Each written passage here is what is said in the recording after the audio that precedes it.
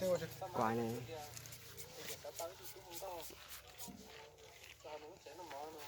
Nhau rồng đấy, tổng khơi gì nữa, mẹ tôi đọc cú. Bảo ô cá biết sạch nó nữa, lúc mà mua chút châu kìa, nó cho tết cháu đấy, mua tuần đó cha mày bờ lao thế, còn nhẹ thế, cho bờ nữa, chính giờ xuống đây tua, còn đó mẹ bảo nó cao nữa. Anh bóp cái gì?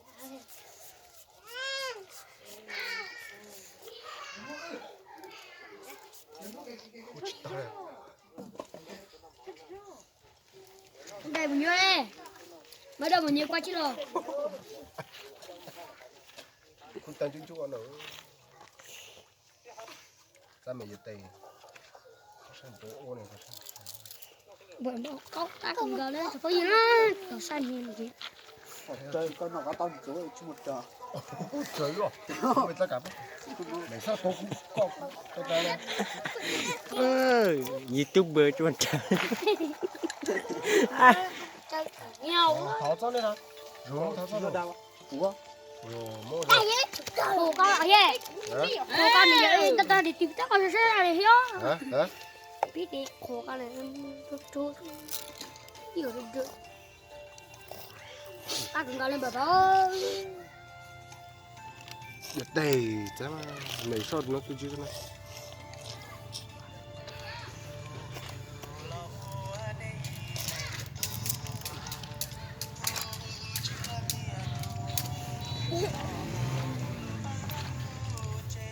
จะไม่ยึดตีกูดิหมดตัวđi coi cho chứ là sao được chứ sao được tiền đấy này mẹ cho tôi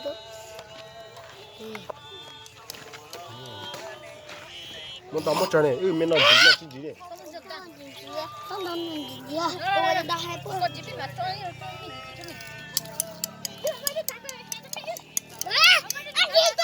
ồ sao được làm thế này có thịt tiêu có lọc cá lọc cá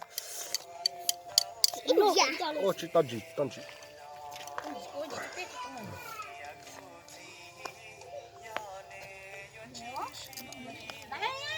cá tao mày cá có con gì gì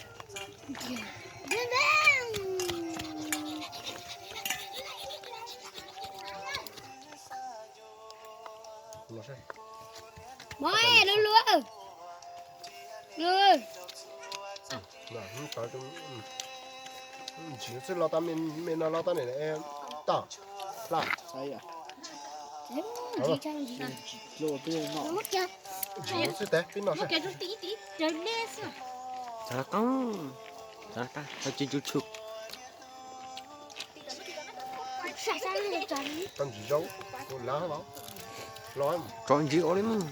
nó sẽ cái nó nó gì mà tao đâu cái nó phiền không là luôn ta nó rồi nó sao tao mua nó Nhà rầu đây. nó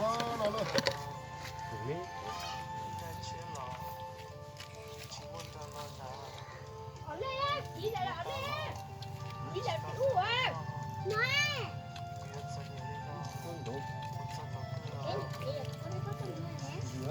con đó Gì đó?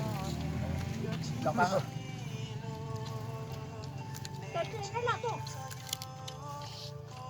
chỉ tiêu tao à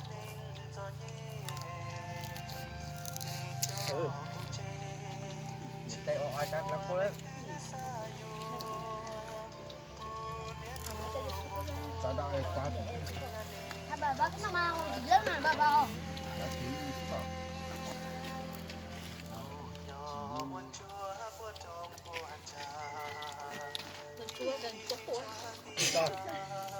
Đâu? Không có cho nó cái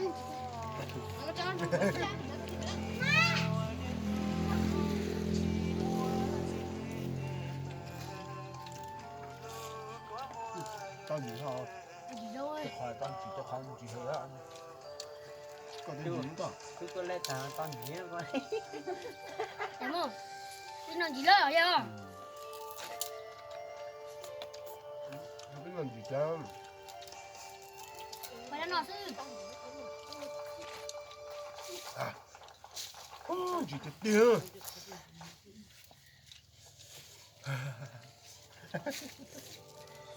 cái gì nữa tao muốn mình kiến đó gì này Hả? Mình nhìn được. đánh dọc nữa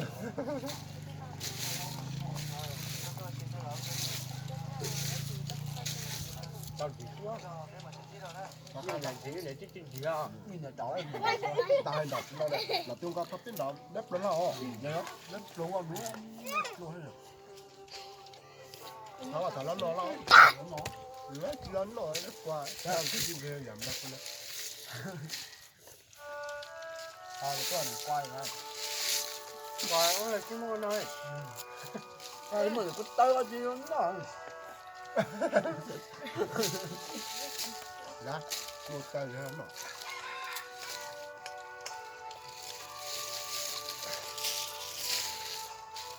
Nào xe máy nó có tay lên không? Mày tới thế nào? mày cho dẫn tao nhiều luôn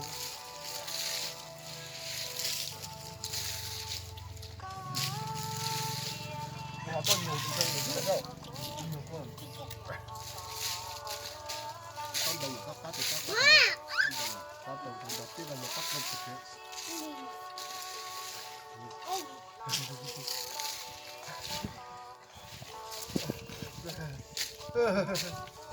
học đi to thôi luôn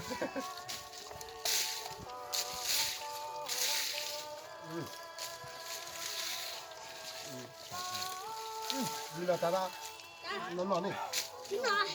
nó tính mất luôn ô đó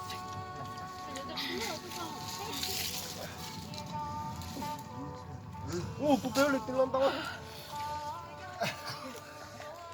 mình mới làm chuyện thì sắp theo chứ thì ta đó làm mà trời đi nó có cái hả là đánh gì á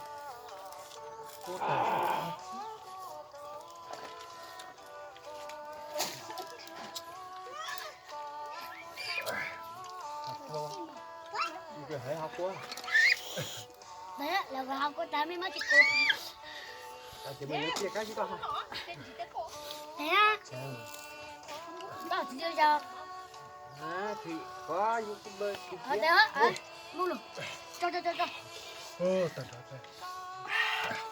Cái bụng hỏi luôn. ta gì mà ta nó cháu nó chịu xin Cái bụng hỏi đó. sẽ bị lao hú lò đó chứ cháu nó thì học quá đó bè thằng nó cho xếp trả mất lao ơi nhưng mà nó tao thì tiếc đó